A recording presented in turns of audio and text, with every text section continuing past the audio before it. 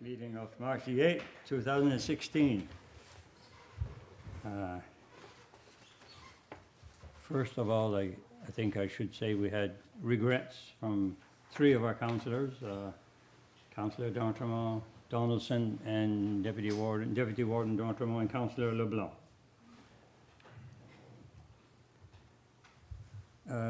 Anybody have anything to add or to the agenda, or? I do. Okay. Just another letter for the district community grants that's not listed on here that Okay. I'd like to add, and I'll Yes. cover it. All right. Thank you. I'd also like to put in something for business horizon, or other business for decision. Road work on, road work, and I'll explain after. Okay. Thanks. Thank you. Do we have a, Mr. Chair, would that be 9C? yes. Yeah. Could we have a motion for, So move to accept the agenda as amended. Second. it's been moved and seconded. All those in favor, aye. Aye. Opposed, nay. Motion carried. Conflict of interest. Does anybody around the table have a conflict of interest with any of the items on the agenda? If not, we'll go on to a presentation, and we have RCMP update by Corporal Paul Pittman. Good evening, Warden, Councillors. I'd like to thank you for allowing me to speak at your council meeting this evening. I mentioned that I only needed about 10 minutes, so I brought Peggy along. She's going to get 9 minutes. Between the two, 10, eh? Thank you. One of the things I wanted to do, first introduce, because I haven't met all of you. My name is Paul Pittman. I'm originally from Newfoundland. I have been in Yarmouth for 8 years, 4 years with the town detachment, the last 4 years with the street crime unit. So basically how I got to this point where I'm before you today is Michelle Lacroix was moved down to the town detachment, and they haven't got a replacement yet for the rural detachment. I'm filling in there. I suspect that sometime in the new fiscal year, very shortly, they will advertise for his position, and it'll be filled shortly after that, depending on if there's somebody local who can apply or if they have to come from another province. So my purpose today is just to go over our 2015 annual report. This was started by Staff Sergeant Lacroix, and the last 6 months I've been looking after it. The annual report basically covers off our priorities that we set for 2015. And those priorities are a combination of, they're set down by our national team, be it provincial, and plus us as officers that serve the community, what we think is important and should be covered off, as well as the police advisory boards and councillors of Argyll and Yarmouth. So a few of the things that we focused on, and I'll just touch very briefly on them. I did send out the report. I don't know if you've had the chance to look at it, but it's just an overview of basically what we've done. So the priorities for us last year was mostly road safety was a big one. That was right across the province. Safer and healthier Aboriginal communities, cybercrime, senior safety. So within those groups, they're broken down into some more specific details. For us, the road safety, we concentrated on impaired driving, speeding and aggressive driving, and driver inattention and distraction, basically people using cell phones. We noticed that there was a huge increase. We understand people are busy, however, it does cause a lot of accidents. And that was seen right across the province and right across the country. So part of our goal was to increase our patrols and set up more checkpoints. And in 2015, we had 298 checkpoints. Because of that, we feel that there's been a huge increase in the number of impaired driving. We had 35 impairs last year, which is up quite a bit. We had 24 in 2014, and we only had 16 in 2013. Obviously, being visible out there certainly helps the cause. And we also have, if we know somebody who's a prolific drunk driver, we will try to target them. We will set up in their area. And often we go by tips from the public, but it's also what our officers observe. The speeding and aggressive, this year actually our numbers were very good. Unfortunately I didn't take them with me, but right across the board, it was everything from passing on double solid lines to speeding to other infractions that we feel that could cause an accident if we allowed it to continue. So we acted upon that. Another area that we concentrated on was cybercrime this year. Cybercrime, the legislation that was brought down by the province was struck down by the courts. Made it a little difficult for us. We had to backtrack and certainly look at certain cases that we had and what our legal grounds were to enforce those. So we're currently doing that, and the cybercrime unit has sort of switched from now a legal role to an education role. So they've sort of stopped the program. They're revamping their education part, and we're certainly going to bring them on board to help out in the future as well. So we did presentations through our school liaison officer to the schools on bullying, cyberbullying, any scams that were going over the internet. It's certainly an increase. One of the crimes that we see, you'll see through the numbers there if you go through the report, like uttering threats are up this year. We find a lot of those are over the internet. We get a lot of people who, well, I've been threatened on Facebook, and that's quite common. Very hard to do anything with it. You know, we give them the best advice we can sometimes, and if it's warranted, we do lay a charge. And we also, through that, we try to get the seniors coordinators involved as well, because seniors obviously make up a large part of our population in this area. And they're susceptible to people phoning and phone scams and over the internet, and we certainly look at that as well. The senior program I won't touch on, that's why she's getting the 9 minutes and I'm getting the 1. So I'll leave that for now and she can do that. We did see a huge increase in property and person crime. Now what I mean by property crime is your smashed mailbox, your broken window, thefts around the community. Persons crimes would be your assaults, your sexual assaults. There was a huge increase this year, percentage-wise. When we go back and we look, what we do is we go back 7 years and we look at a span. So yes, we're way up from last year and the year before, but over a 7-year span, we're way down. So I think going forward with our new priorities this year, I don't think they're going to change much. What I would like to do is set a lot of the same priorities, and hopefully then we'll have a better understanding whether is this going to be a trend or is it just a one-shot deal. When it comes to property crime, it only takes a few people who are very active in the community to make those numbers rise quite a bit. Some of the stats that we had, if you go through, and I'll just touch on them, mischief was up 2%. Thefts from motor vehicles is 46%. If you compare that with town, it's very similar. And basically what happens is once they've gone through vehicles in towns, they sort of branch out into the outskirts, and that's what we found happen. And once we were able to catch a few, it took a huge nosedive. But it doesn't take long for somebody to go through several vehicles in a neighborhood. You could get 15, 20, 25 complaints in the run of a night. So that's going to make your numbers go way up. Assaults were up by 9%. Sexual assaults are up by 20%. Now, when I say that they're up, they're up overall over the last 7 years, but they're down from last year. So we have to keep a close eye on that. And obviously, you know, it's a trend that we don't like, but we're going to keep an eye on it. Criminal harassment is down 33%, which is huge. We get a large amount of criminal harassment. And a lot of the times there when we get the complaints, it's people not understanding exactly what harassment is. There's quite a difference between harassment and you know, somebody who says something about them and it's not ongoing.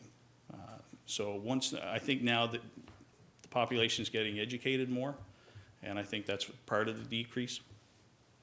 In 2014, we had 2,909 calls, and in 2015 we had 3,029 calls. So our call volume keeps going up, but that's not necessarily a bad thing. What it means people are more engaged and more apt to call and report it, which is exactly what we want. We do have different units within our detachment. Our street crime unit, which is called the Yarmouth-Clare Street Crime Unit, had huge success last year. They had drug seizures throughout the year with a street value of almost $500,000. And that's everything from your marijuana grows to cocaine, pills. We've seen a huge increase in the number of people who are selling their pills, their prescriptions. And the pill trade doesn't discriminate. It's people who are young, older, seniors, it doesn't matter. It's easy money for them. And we've certainly seen it, actually not reported in this one, but in the last 3 months, we've had a huge success in charging people with that. Along with almost $500,000, we've got over $23,000 in assets, including money that was seized in there by the street crime unit, and 5 guns, some of those being handguns. I would get into some of the details, but we're on camera here, and a lot of these files are still before the courts, so I wouldn't want to jeopardize those basically outcomes. Our school safety resource officer is he's active in the breakfast programs in the schools. Lockdown drills are huge, being pushed by the province and right across the board nationally. And that's just basically having the teachers, principals, and the students prepared in case something were to happen. And that also keeps us educated. We've sent a lot more people away on training. It's called IR training, initial rapid deployment training. Basically what it is if you have somebody who's active in a school, tendency was years ago that you waited outside, waited for your ERT team to show up, and they would go into the school. Well, we're 3.5 hours from Halifax. And if an ERT team shows up, it's going to be a while. So no matter if it's 1 officer or 5 officers show up on the scene, they're going into the building. That's just the way we train now. And that's part of that program as well. Again, I will leave Doris to do her thing. Peggy, sorry. Doris is the other one. Yeah. I see them every day.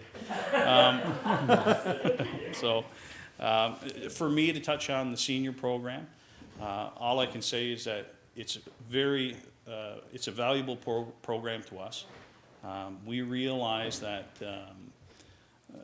these ladies go into the seniors' homes. A lot of the time, it's the only contact these seniors have. They recognize things that may be out of place, whether it's financially, physically, or emotionally, and it can play a huge impact on us when we don't get those calls in the middle of the night, because sometimes we used to get calls in the middle of the night just saying, I think somebody's outside. And we know there was nobody outside, but it was just they needed to see somebody. I'll let her explain the program, but from our point of view, we do make many recommendations. I've had calls from Edmonton to check on their elderly parents because they had nobody in the area. I pass it on to them, and they make sure that they're safe. So you have the report. Those are my notes. I'm done.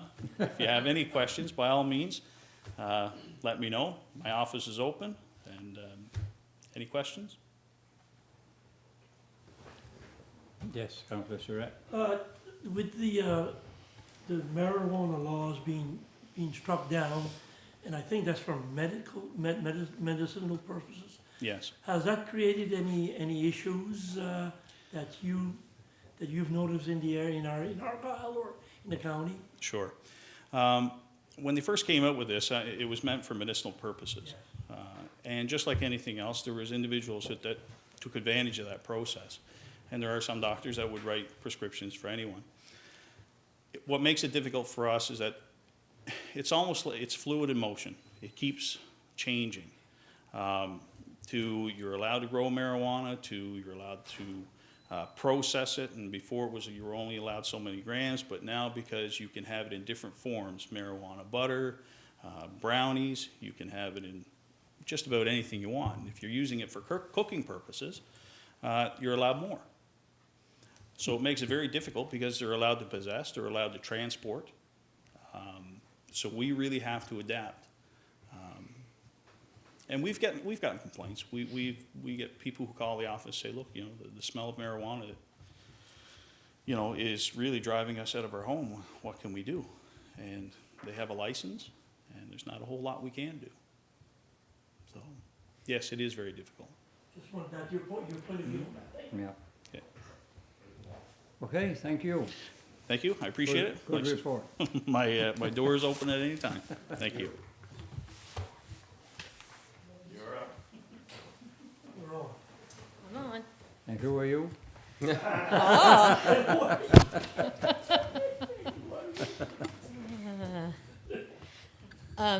I'm going to be short and sweet too. You've all received my report, I believe. I just sent it late today, but I'm sure you've seen it. So I'm not going to read the report. I'm just going to go over a few points that I've done. The program we are now in our 4th year, and the program has changed a lot from the beginning. What I'm finding now is some of the visits that I did from the beginning, the earlier visits that I did just to do a vial of life or just a friendly visit, well, those visits now are turning into people that are in different needs. I've had a few calls in the last week, actually, of clients that I hadn't seen from the beginning, and now they're calling because they're getting older, of course, and there's different issues of medical issues, financial, whatever, and placements for homes and places to live and to have, you know, people helping them out. It's getting more and more, of course. So our home visits, like we said, is the main thing that we do. That's what we do. We visit people in their homes to make sure they're safe, that they have all the agencies, the contacts that they need. Most of our referrals lately, the bad referrals, or not the bad referrals, but the referrals that we have to use a lot of time on are referrals that are coming either from adult protection, the RCMP, and if we go in the home and we see something, like Paul said, we have the connection with the RCMP that we can talk to them right away and have their expertise to see if there's something that can be done, if it's criminal or not. So that's our main thing, the home visits. We did about 600 visits between Doris and I last year in homes. So that tells you and some of these visits are like 2 hours, 3 hours, depending on the case. It can be a daily visit to some of the cases. It can be weekly, monthly. It depends on the situation and on the client. We did a lot of community presentations. We're involved in different committees. I gave you a list of all the different community presentations that we did throughout the year. We're always keeping busy and trying to find out more information and more contacts, doing more contacts with different agencies. There's always something new that comes up. Other things that we do, we assist with the filling of forms. That's becoming more and more frequent. All kinds of forms, provincial forms, any kind of forms that we help the seniors to fill out. One of them is the provincial rebate, the provincial grant for home repairs. We do a lot of those. We are also part of a restorative justice committee that all the Tri-County Senior Safety Coordinators and restorative justice, adult protection, public health, they're all involved in this committee where we go in once a month and we discuss issues that all of our different agencies have, and we talk about, you know, what we can do to better the communities. We sit on a Safe Affordable Housing Committee, which is called CHOICE. I know that some of the councillors are on that same committee. So we've been going to that. There's also the one that, the survey that the CDNE is doing a survey. So we do meet with them. There's a committee with them that we meet, and hoping that that survey will give us information and data that we need to, I mean, I know some of the needs that are out there, but, you know, just to get a perspective from the clients out there. I guess transportation. Yeah. We all know about transportation. I guess a lot of my time is now being spent on transportation of seniors. I don't know if you're all aware of that, but I've been doing quite a bit of it lately, transporting seniors to doctor's appointments and people that have no one to support them. They have no family or nobody that can drive them to their doctor's appointments, and we all know that's important. They need to get to see their doctors. I've done grocery shopping with people because they can't do that on their own. There's different things, physical, mental issues that we deal with the clients also. So there's a number of things that we do. Every day is a different day. Is there any questions? Yeah, Peggy, you said you and Doris have made, what, 600 house calls or whatever. You do some of those together, right? Some, not Some. a whole lot. In the beginning, we did. Yeah. It depends on the situation. Sometimes, Sometimes you don't want to go alone. exactly. And in some of the cases, we do bring a member with us. Yes. It depends on the Yeah. situation. Yeah. So we have access to them, so we can talk to them, and we have a good team that we work with, so they're very willing. Yeah. Good. Councillor Surratt? Peggy, this might be an unfair question. Uh-oh, watch out. But it might be a good question. All right. If there was one thing that you could wish that council could do to help you, that might be putting you on the spot and you don't need to answer. Is there something like, you know, that you could say, yes, I wish council, it might be out of our hand, but, you know, if there was one thing, would it be the transportation type of thing that we could have somebody do like they do up in Barrington then? Yes, that would be great. I've talked to you a bit on the Yes, side about yep, this. yep. If that's one thing I know that you The wish. transportation and the issue of housing, because right now what we have is a situation that in the hospital we have, it's full of people waiting to go into nursing homes, or it's mostly nursing homes that there's are in no the room, hospital. there's no And there's no room. room, there's no place. There's a waiting list for like a year or two. So I guess that would be probably, if there is something that anybody can do about that, the housing issue, for affordable housing. That's the main part of my, that I'd like to see. Yep. We have talked about that here, affordable housing, as one of our priorities also. Okay. It's a long road, I think. It A lot of is. work to be done. And, Yep. yeah. It is. Any more Anybody else? questions? Come on, get a good one, somebody. Oh, that was. All right, well, thank you very All much, right. Peggy. And Thank you. Probably Pittman, thank you very much. You can, if you want some good entertainment, you can stay for the rest of the meeting, or you can leave if you want to. But thank you for good presentation. I have a little girl who pulled a tooth out today. She's quite distraught over it. Yeah. Thank you. Thank you very much. Thank you, folks. You gotta take care of that. Oh, yeah. Don't forget your rooney.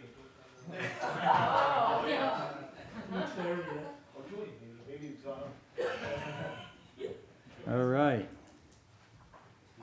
Next item, adoption of minutes. The first one is West Pubnico, West Pubnico Sewer Committee of August 28, 2014. I think those minutes were probably approved at the next year's West Pubnico Sewer meeting, but they were never approved here, never brought to council. That's what I figured. That's correct. Moved by Councillor Burke Second. and seconded, Councillor Murphy. All those in favor, aye. Opposed, nay. Motion carried. And the next one is also West Pubnico Sewer Committee of May the 4th, 2015. Moved and seconded. All those in favor, aye. Opposed, nay. Motion carried. Tusket Sewer Committee, May the 6th, 2015. So moved. Moved and seconded. There's no questions, I guess. All those in favor signify by saying aye. Aye. Opposed, nay. Motion carried. Regular council meeting of February the 9th, 2016. Moved and seconded. All those in favor, aye. Aye. Opposed, nay. Motion carried. Committee of the whole meeting, February 23rd. So moved. Moved and seconded. All those in favor, aye. Opposed, nay. Motion carried. Next is business arising from the minutes. I think we have 2 items that have been arising at every meeting, Bob. So we keep council and citizens informed, of course. First one is municipal administration building. Did you want to speak on that? Very quickly, Mr. Warden, we did have a second meeting in SAR. I presume that Nicole, Councillor Albright, would have additional information on that as well. So we had not as much of a presence at that meeting that we did at the Twin Village Social Club. However, it was a good discussion, I think, and the next meeting, public meeting, will be this Thursday at 6:30 in Pubnico. And Lions Club. the one in Wedgeport has been moved from the 9th to the 23rd. Oh, Due to yes, no, well, I'm glad you mentioned that, because I think there's conflicting information out there. oh, I didn't- Right, same here. I had nothing more. Okay, thank you. Yeah, so there was an issue, scheduling issue, so we Yes. had to move it into the 23rd okay. of March. So Mhm. thanks for raising that. The second is the Hipson Bridge, the second business arising, which we have indicated that it'll be April or May before somebody will be coming in to assess Yes. that. Okay. So it's just Thank you. keeping it on this. Councillor Albright, did you have anything else to add to? Sure. So there were a dozen-ish people, I would say, at the meeting, but it was positive discussion. The people who were there had really good questions. The question of amalgamation came up a little bit, but we talked about how here at the council table, we have said that we're not ready to look into amalgamation. They were wondering if we were, why build a building if we're thinking amalgamation? And we confirmed that that's not a route that we're going down. They seem to be positive for a new building. That seemed to be the consensus at the meeting. Few people filled out surveys as well. There was, CAO Muse gave a presentation on the finances, and there were really good questions about our future projects, and is there enough money to do both, and all those things. So I think a lot of questions got answered at the meeting. Yeah. Very good, thank you, Councillor Albright. And Councillor Albright did an excellent presentation, as did Guy Surratt in Amurals Hill. Very good. Good, very good, thank you. All right, next is the Warden's report. Very short. I didn't add anything for this month, but just the highlights. Anybody have any questions or anything? Councillors' reports. Anybody have a councillor? Any councillor have a report to Councillor Surratt? Just probably bring up the municipal alcohol project, the MAP committee. We had a meeting, and we have had a couple of meetings about how to advance the project. And today it was we had the planner for the town of Yarmouth explain to us, the warden was there, explain to us of what could be done, what does the planner do, and what could council do to do something to maybe alleviate some of the issues with alcohol in our communities or in our district. And we're working on a presentation coming to council. So it was suggested that we send the minutes of all these meetings. So you don't have somebody making a presentation, you don't know what's going on. So myself or the warden will be sending the minutes out every time to keep you abreast. It's not a big thing, but just Yeah. so you know what's going on. That's it. Okay, thank you. Councillor Muse. Yeah, I just wanted to say that I attended the bowl for Kids' Sake. Warden Dartmouth was booked to go, but he couldn't go. I went. Very good attendance. Very good. A good fundraiser for a good organization, I think, and I really enjoyed it, and I think I'll probably take part in that, even though our warden's going. What was your score? Yeah, What was your score? that I can't say in public. We won't ask the score, huh? Maybe we'll have to start like a I think that's competition. probably what, Yeah, yeah. but it would be good for the council. That's what The we council wanted to you know, put we a should team go as a team, because I got there and I had to look to see, you know, who am I gonna bowl with, you know, Yeah, because organizations put their own teams in. Yeah. But it was no problem. I mean, No. you just Yeah. join anybody and you go and you have fun. Yeah, but they Yeah, did well. And, I want to thank you for that. yes. Last minute. That's it? Kenny? Okay, Councillor Albright? I just wanted to mention from our recreation meeting that we had on the 18th of February, just a few things. Baseball is starting to make a comeback slowly in the municipality of Argyle. There's a couple of teams that have started, and right now they're looking into getting them to play against Yarmouth teams, because Yarmouth has a league, and hoping to kind of get more interest in Argyle in the next few years. We have a couple of coaches who've started very young, and they're getting their teams, and the older they get, you know, the more skills they acquire, and they want to play other teams, so it's good. Also, one of the things that we talked about was they want to put a focus on promotion of our activities, because it seems like they have people who say, well, we didn't know this was happening, we didn't know that was happening. So we're looking into ways of promoting what's going on in recreation and active living. Also, for the tennis courts, because we put so much money into them, they would like to see them get used and have tournaments. So they're looking into ways of promoting those tennis courts as well. And I just wanted to mention that they had Councillor Burke and I worked at the Runny Nose Run that they had in Ameros Hill. And it was well attended. It was the first time they had done a winter run, and it was quite well attended, and there was a breakfast, and it went very well. Yeah, Thank you. you're welcome. Yeah. Yes, on the weekend, Friday,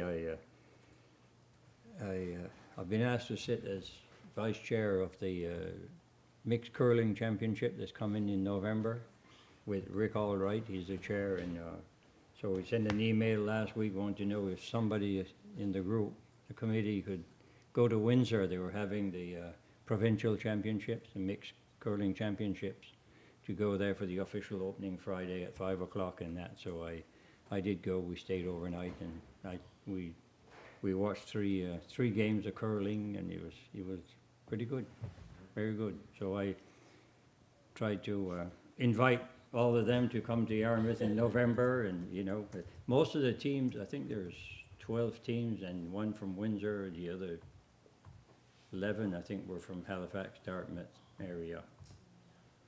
But it's pretty good curling, you know. Some of those guys have curled at the national level, you know, with teams and stuff like that. So it was entertaining. I enjoyed that.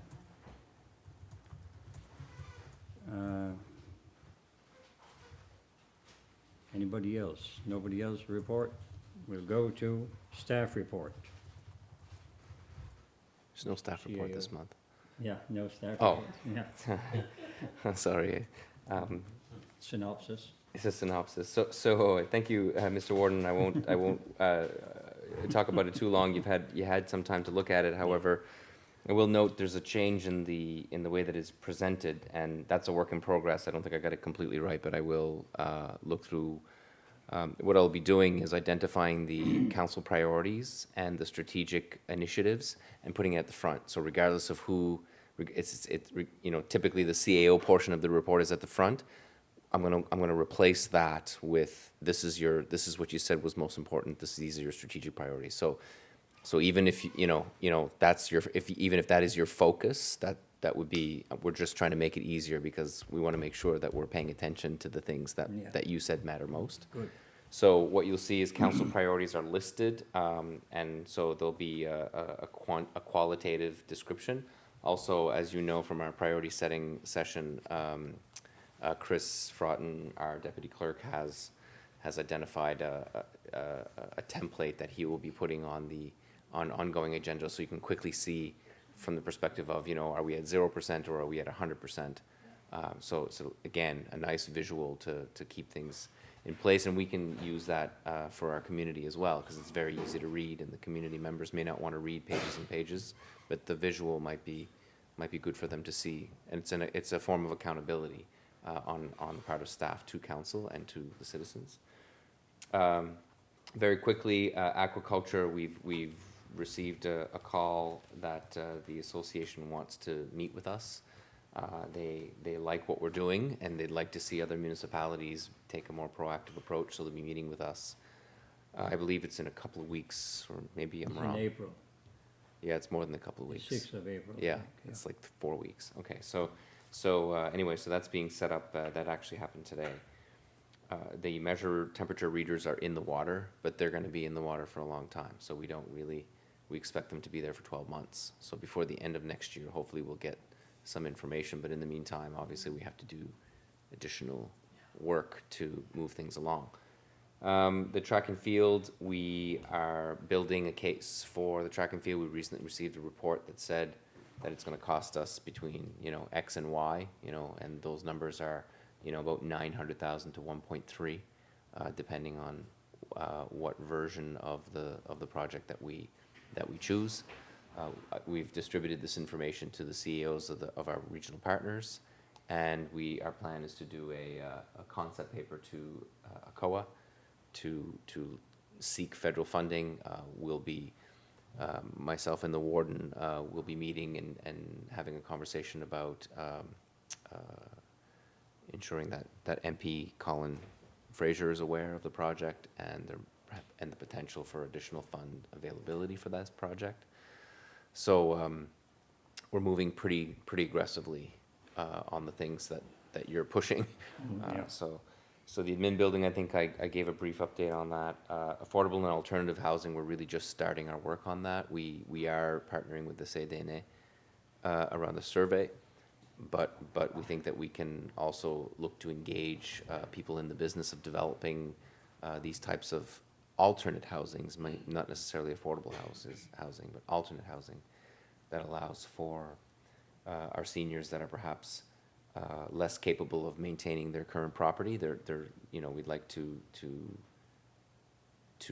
play a leadership role in finding the appropriate tools to look at alternate housing in our area as opposed to being outside of our area. Wedgeport Sewer, we did have an RFP opening, and the RFP results have been sent to Mike Williams, who is going to examine and make a recommendation. The price points were very different.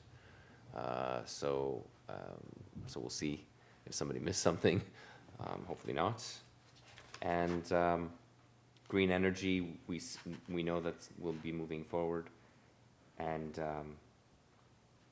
essentially, we're coming into budget season pretty fast, and that will be engaging you as councillors in that process. But first, the staff is going through their annual budgets.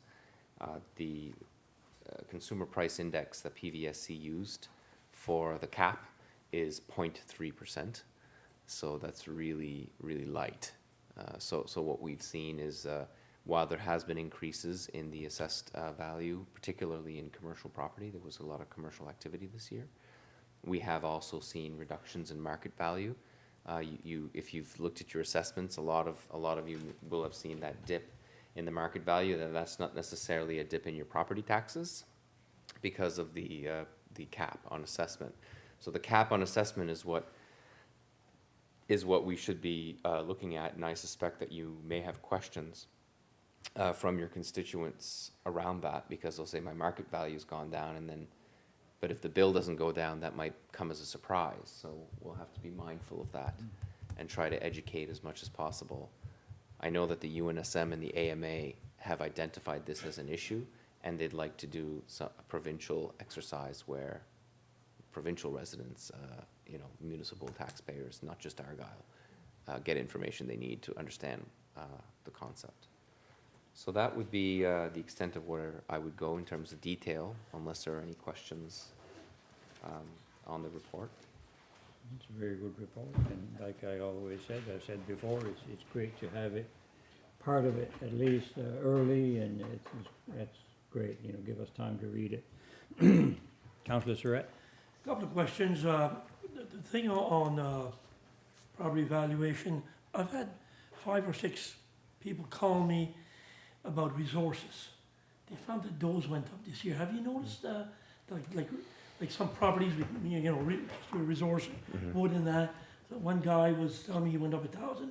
Let's say was it 4,000 went to 5,000. He said, but the properties, like if somebody with a house, that didn't go up. He said it was, and this is what I've had 5 or 6 calls and people saying, why did what happened there? Why is it resource? Any idea, or have you heard anything on that, or any complaints, I should say? I haven't received any complaints directly. There may have been some questions or concerns sent to the tax department. Typically, we will ship that to the assessment office because we're not clear on why that would happen to some people. If I look at it globally, there's not a huge increase. So it appears to be like what you're describing may not be the majority. It could be that situations have occurred where property sales have occurred in that area that have been higher than the assessed value, that would drive the assessment up. I mean, the opposite is also true. What we're seeing is some of the older homes have been sold for a little bit more, a little less than a song, and that is impacting the market value of the neighboring units. They do a lot less checks on the properties unless you request an actual physical viewing of a property. They rely a lot on statistics, a lot on the trends and the statistics and the sales. And if they see things that are different, PVSC often calls us and asks, if we have been associated with a transaction, they'll ask us why it's different. So we've actually received those kinds of calls as well. So that's what they rely on. Yeah. Question 2 would be where you've got shared services discussion. I should say, does that belong there? The debt affordability, does that belong with the shared services discussion?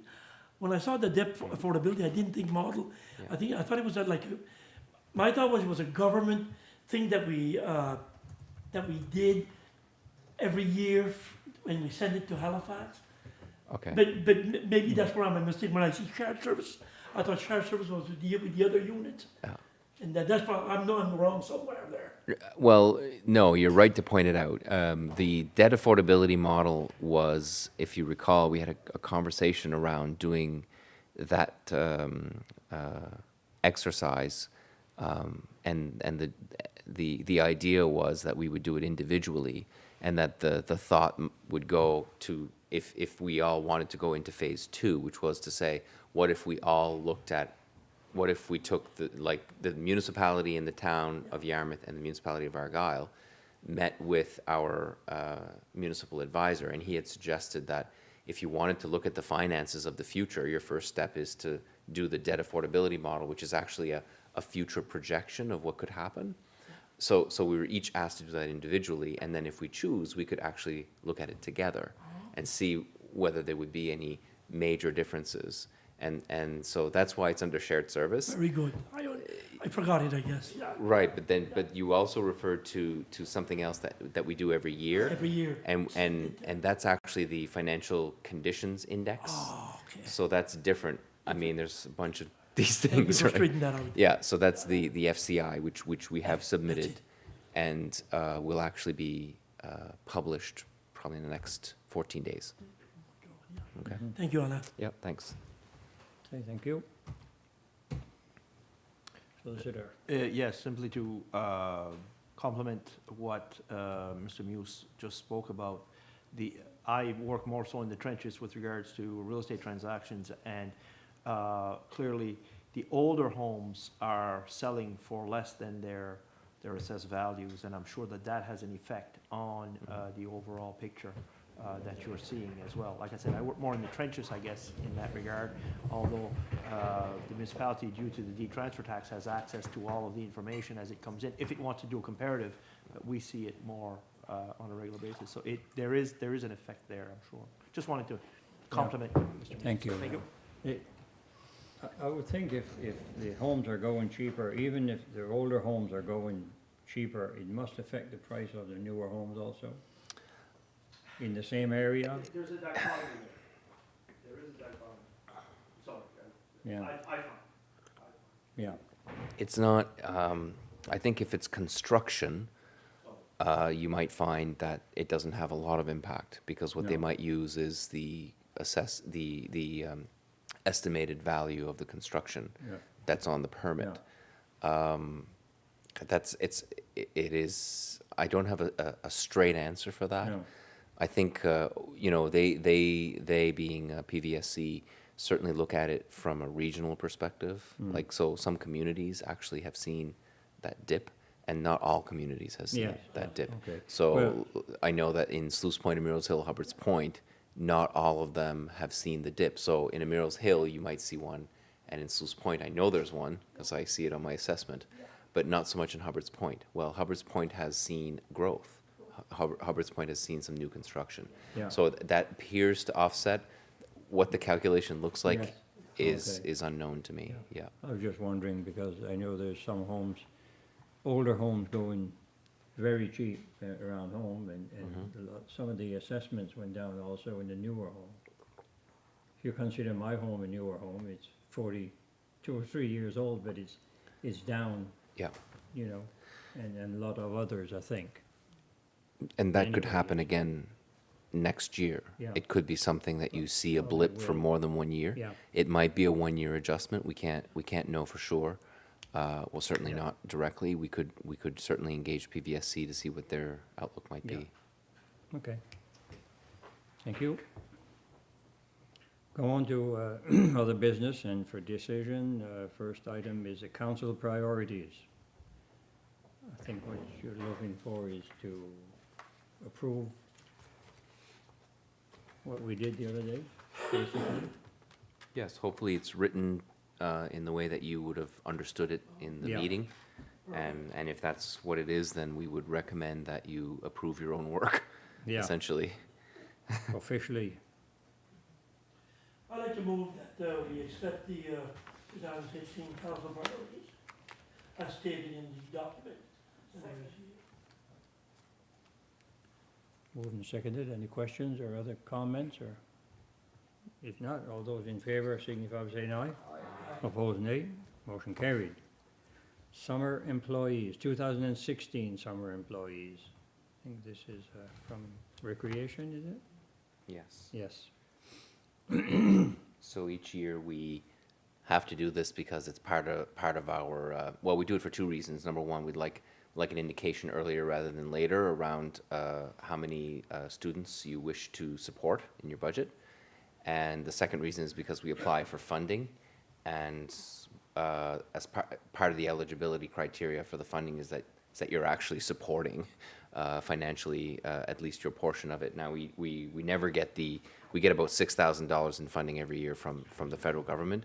We could get more this year. There's been a lot more money injected in youth employment federally, and I see recently provincially. So we may, in fact, get additional funds, but you know, what we spend in day camp employees, we certainly don't recover from the federal government.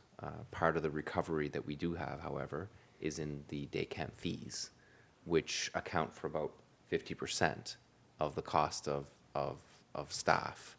So, you know, we are definitely subsidizing the day camp operations, but not to the tune of $67,000. We are subsidizing approximately 50 to 55% of that because we want to keep the costs low to make sure that our residents can access the program. The program is still one of the lower, it is utilized extremely well every year, and it is one of the most affordable ways, affordable day camps still to this day. We have increased the price a couple times over the past 5 years, but it's still extremely affordable.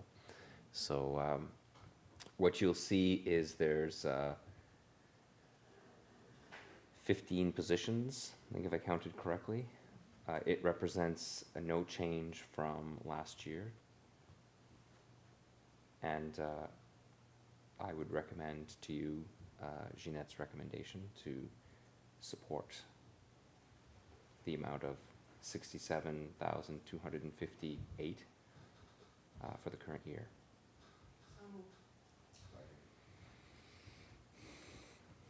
Councillor Muse, a question Yeah. or comment? Just a question on the funding that we get. Did you say we got about 6,000? Correct. What is that? What is it for? Like, obviously not for the salaries or the wages of the students. What's the $6,000? How do we get that, and what? Essentially, the $6,000 is to support usually one or two students. Oh, okay. And it's not their full cost. Okay, So, you know, we apply for, as, you know, I can't recall what the application is. It's more than two. We usually apply for, you know, let's say 5, 6, 7, but we only get usually 2 to 3. So it represents, you know, a fraction of our Right. of our students that we hire. Yeah, because I know like non-profit organizations get pretty much fully funded Correct. for the students. And why is there such a decrease? Like from 2007 to 2016, we used to have 23. Do we have fewer day camps now than we did? We have one fewer day camp, Just one. and we have fewer day camp leaders at each day camp, Fewer. adjusting for Okay. our numbers. Okay. I think, you know, we try to keep it efficient as possible, and so now we have Pubnico, and we have Belleville, Yeah. and or Paramba, and we have a third location at either Plymouth or, well, it's Plymouth, actually. Okay, so there's no regulation in child or Yes, leader to- ratio. yeah, the There are. ratio. There is. You Yes. can only accept so many based on the amount of staff that you have. It's 12 to 1. 12 to 1. Yeah, because of the age. The age Because is, of the it's age, older, right? So it's exactly. 12 to 1. So we typically, the rule of thumb in my own mind is when you have 5 leaders, you can't have more than 60 Right, exactly. students. And typically, the only one that gets to 60 is Pubnico. Mm-hmm. But we've seen Pubnico. What typically happens is it goes to 60 right away and then fades really sharply during the summer because the students have other events and activities, whereas that's less common in Belleville and Plymouth. Their numbers are lower, but they're more consistent. Okay. Yep. Yeah, thank you. Okay, thank you. All right. Question on the motion? Did we do a motion? Yeah. All those in favor? We didn't vote. No. We had a question first. Okay. All those in favor signify by saying aye. Opposed, nay. Motion carried. 9C, Councillor Murphy, roads. Yes, just like to ask council, I did this, time flies so much and flies by your eyes. A few years ago, I don't know if it was 2, 3, maybe 4, I don't know. But there was constituents in my riding that had concerns about Stars Road. And I know that falls in the Amherst County, but we did it before to ask council to send a letter, because a lot of people that travel Stars Road on the airport stretch I call, are from Wedgeport, Plymouth, Little River, Comoes Hill. They all travel to work. And it's, the shoulder, and I'm just not talking just about that one, but I've got complaints about that one. And, when there's snow, the shoulders are so, the pavement is so high from the shoulder. And a lot of people have had, near misses and almost head-ons, and of course, when you hit the shoulder, me as one, your first instinct is to pull your wheel to get back onto the pavement, and all of a sudden it grabs and your vehicle's across the road. So what I was asking council is maybe to have a letter sent to Department of Transportation to have a look at that, maybe fix that, because it's dangerous, especially even today was with black ice, it was dangerous. And other roads I know that we have in our areas also, that I've had this complaint numerous times on this airport stretch.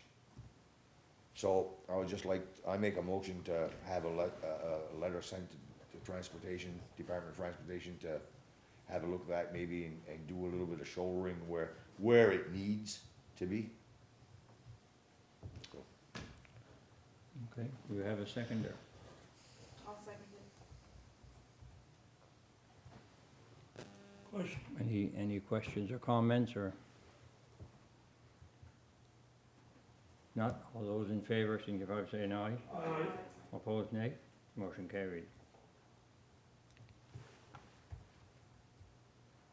Should we copy that letter to the municipality of Yarmouth? It's in their territory, Yeah, or sure, town, or, sure. and the town? Whatever we got. Copy the letter? I know that we did it before, and I don't know how it was done, but it should be in the minutes, and I don't know how long Yep. ago it's been, but I Does- know it's there.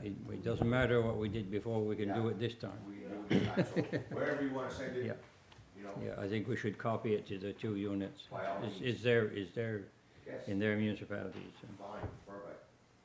Thank you. Okay, next item on the agenda is correspondence, and for information only, Mariner Center, the minutes of February 27th, and the Bay of Fundy Sea Kayak Symposium final report. Any questions or comments on those two items? If not, we'll go on to financial requests. District community grants, first one is the Wedgeport Trail Committee. We did get an email from Lucien saying that he would recommend the 500 if we so choose. So, Second. Been moved and seconded. All those in favor, aye. Opposed, nay. Motion carried. East Pubnico Playground. Yep. Got a letter from the East Pubnico Playground. Right now, they're currently fundraising to make a space for the children to play ground hockey, basketball, and things like that, and they're ongoing fundraising. So to help them out, they're asking for $500 from our community district grant, so I'd like to make a motion to. That's a accept that. playground, that's at Next to the fire hall. the firefall, yes, okay. Yep. Second, moved and seconded. All those in favor, aye. aye. Opposed, nay. Motion carried. Next one is the Hubbard's Point Community Center. Yes, I've had a request for $500 from the Hubbard's Point Community Center. It's their annual event that they have this time of year, and it's called the Mickle Aim, and they have a supper, and they like some help to defray the costs for the expenses of holding this, and I would like to move that we give them $500. Second. Okay, moved and seconded. To give the Hubbard's Point Community Center. All those in favor signify by saying aye. Aye. Opposed, nay. Motion carried. Then we had another one that's Yes, on the agenda from From Councillor Muse the also. reason it's not on the agenda is because it came later, Yep. too late to add it to the agenda, but I've got a letter here from Le Jardin des Petits, which is the daycare center here. They're funded by Department of Education. However, the funding doesn't include any of their whatever they need out in their playground and whatever, and they've had a few mishaps there during soccer games or something where the older kids go in there and they've ruined a few of the things. Anyway, they need to replace like toy boxes, and they have other things that they want to do inside, shelving for their boots and whatever. So they're asking. Well, they didn't put any amount here, but I would recommend that we give them $500 to the Jardin des Petits, and I will so move. This is in, all these are all in this year's budget. That's this year's budget, Yeah. yes. Okay. Yeah. All those in favor, signify by saying aye. Aye. Opposed, nay. Motion carried. Brings us down to notice of motion by councillors. Anybody have a notice of motion for a future meeting? Hearing none, we'll go to question period. Any questions from Dwayne?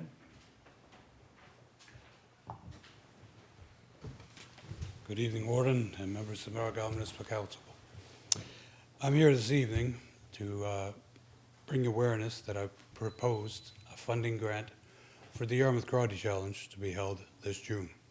And I wanted to give you some update and background and perhaps even influence you into considering approval for my grant. Don't be so honest. Never hurts to ask. Never hurts to ask. Last year, at the Yarmouth Mariner Center, we featured 150 athletes, 156, I believe was it accurately. We're expecting almost 200 this year. So we're growing every year. And it's not just numbers of competitors, it's the quality of the athletes that are coming. Last summer, the Pan Am Games was featured in Toronto, and that was worldwide, national event. One of the girls that was at Yarmouth, a woman from Fredericton, Kate Campbell, she's in the top 20 in the world in her weight class and her age group, and she took silver at the Pan Am Games. She lost in a controversial decision, and she was here in Yarmouth in June. She told me later on that past fall, at the Atlantic Championships in Prince Edward Island, she said, I had no idea you had such an impressive facility in Yarmouth, and I can't wait to compete there again. So this comes from a person that's on the world level, and it was really impressed with us. So this marks the return of people wanting to come here. We have scheduled 10 referees and officials that are national level. They're also Pan-American qualified and world level judges and referees. So we're getting the best of the best to come here. And now this year we're on Karate Canada's national radar. The executive committee is aware of us and what we're doing. And when we were discussing it with them, we sent them the link for our live streaming and 2-hour broadcast that Eastlink Television filmed, put into a production, and has aired. So they're getting quality material. So they're seeing that, where is this place, Yarmouth? Where are these people going? What is this event that's being talked about on the East Coast? Right now, we're the best event for sport karate east of Montreal. I've been all over the Maritimes, and we can't be touched. That's how much the facility at the Yarmouth Mariner Center offers. And we're hoping that in the next few years, and I believe it's more of a possibility and a reality, that we're going to be moving into an Eastern Canadian Championships, which will be nationally recognized. So the groundwork's being laid, but it is not possible without council, without municipalities, without involvement. And this is why I'm here to represent. And I know that the grant request is to be considered, and what I'm asking for is possibly consideration for the full amount requested, because it is investment that is worth doing, in my opinion, but I want to share that with you because we're growing every year. We're getting numbers growing every year. We're getting quality athletes, quality officials. This year we're doing a referee training camp. The man doing it is from Windsor. He's on the world level. He's one of the few Canadians in Eastern Canada that can go anywhere in the world and referee the World Championships. So he's here. He wants to bring about quality to our referees. We also have this year a man from New Brunswick, formerly of Nova Scotia, a man named Randy Ricks. He's the training coach for the Atlantic region for Karate Canada. he brings everybody up to par. If you don't meet his standards, you're not on the team from the Atlantic region. He's coming here to do a training camp and evaluation. So we're bringing quality people, and when they get here at the Mariner Center, they're all impressed. So what I'm getting at is your inclusion, your investment is not wasted. It is money well spent. And I want to represent that here tonight with you. And I don't expect a decision tonight, of course, but I hope that you'll consider it fondly. And if you have any questions. Oh, one more point, sorry. Because of the success, and now that in the region and the province of Nova Scotia, we're so well known, more athletes are coming from across the province, but also this year, the International Cheetoroo Karate Federation of Canada, which I'm a director of and on the board, and on the provincial level, they've requested that we do the finals here in Yarmouth for an event of Bogu Kumite, which is high intensity, full contact karate. And we're holding the finals here at Yarmouth at the Rod Grand Hotel on April 9th. So what's happening is you can see we're becoming a draw. We're doing something here that's getting people aware that we exist. And now we're getting more events. So we're doing, instead of one big event this year, we're doing two. So I can see things getting bigger and better. So what I'm getting at is that your involvement, we certainly appreciate, but it's also necessary to help us cover the initial costs and to get that ground bite to holding these events. And really, we can't thank Council enough last year for their grant request, their grant approval. And it was certainly going a long way to providing what we can provide here. Last year was live streamed around the world, Hong Kong, Japan, Australia, New Zealand, and a friend of mine in Norway watched it start to finish. So Norwegians drank a bunch of beer and watched our event. So we were very happy with that. And now we're also, different people from around the world, we're spreading the link. With today's technology, 20 years ago, for us to be broadcast in Norway was almost impossible to consider. Today, it's a reality. Kids in school can watch our event at a Norwegian university on an iPhone. So there's no reason for us not to promote and push it out there. And we're doing that consistently. And as an additional note, this year we have made contacts in St. Pierre and Miquelon. There's quite a karate organization over there, and they're coming here to Yarmouth. At least they've been invited. We haven't got 100% confirmation yet, but they're really excited about the possibility of coming. And we also have extensive contacts now in New England and northeastern United States. And we're looking at confirmation from a gentleman in New Jersey to bring his team up. And so we're really growing. So it's another reason why we need a boat. But my point being is that it's there. And if we pool our resources, which is what we're effectively doing here, you can create this draw, but you have to have the resources, and we got them. So it's time to put them out there. And I think that when you hear from people that have been around the world, competed around the world, I mean, and they say we have an impressive facility, that's proof in the pudding right there. That means it's worth investing in what's going on out there. Est-ce qu'il y a des questions? Thank you, Dwayne. Yes, I was there last year for the official opening, and I was impressed also, and I don't know anything about your organization, but I spoke to a few people there that said the same thing. They said this was even a better venue than what they had for the Nationals, and they're really, really impressed. But one thing I want to mention is, I think, Dwayne, if you want to make a presentation anytime, you should contact the office here first and make a presentation, and we can book it, Certainly. But it was a good presentation, thank you. Thank you very much. Councillor Muse, did you? Yeah, I had a couple of questions. I think one of them might have been answered. I was wondering where these participants come from, but the invitation goes where? To not just Nova Scotia, obviously, because you were talking about New England. It's strong in the Maritimes. We're really focusing on a regional base because you have so many people that can drive. They'll come down Friday afternoon, spend the night in Yarmouth, and then compete for all day Saturday, maybe spend the night in Yarmouth. And so basically it's a weekend tie-in. All of the hotels, 25, 30 rooms get booked between a bunch of them. So it's Fredericton, New Brunswick, PEI, Newfoundland was in our first year. And so it's growing. It's certainly growing. Yes, and next question is, you're saying the cost. What are you looking at as far as, I mean, they pay to participate, obviously, or That I is think. correct. But what is your cost, like when you're saying that it should be funded? And have you asked or do you plan on asking the other municipal units? That for is funding as correct. well? So what would it cost to put something like that on, what would be your expenses, I guess, your Budget. Overall, we're looking at 3,000 to 5,000 just to pull it off, so to speak. Okay, The initial costs at the Mariner Center are just under 3,000. right, And every year, the more we add to it, a little more is added.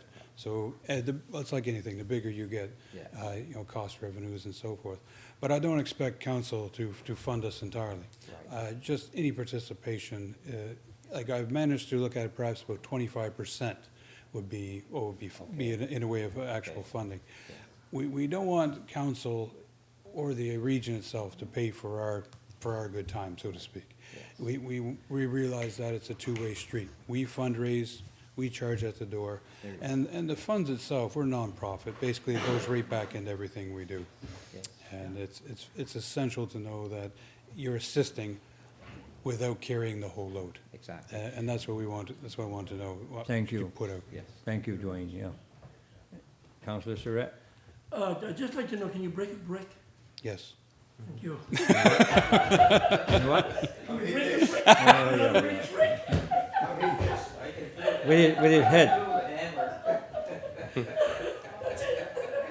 Okay. No more questions? And we'll certainly, and we know that Dwayne will be submitting an application for grants to organizations process as he did last year. Okay, yes. And he's made fully aware of the applications process, and he has the forms, and he's good to go, so. Yeah, okay, good. We'll certainly expect that. One last thing, of course, Warden, we request your presence again this year and the entire council, friends and family, and bring the kids.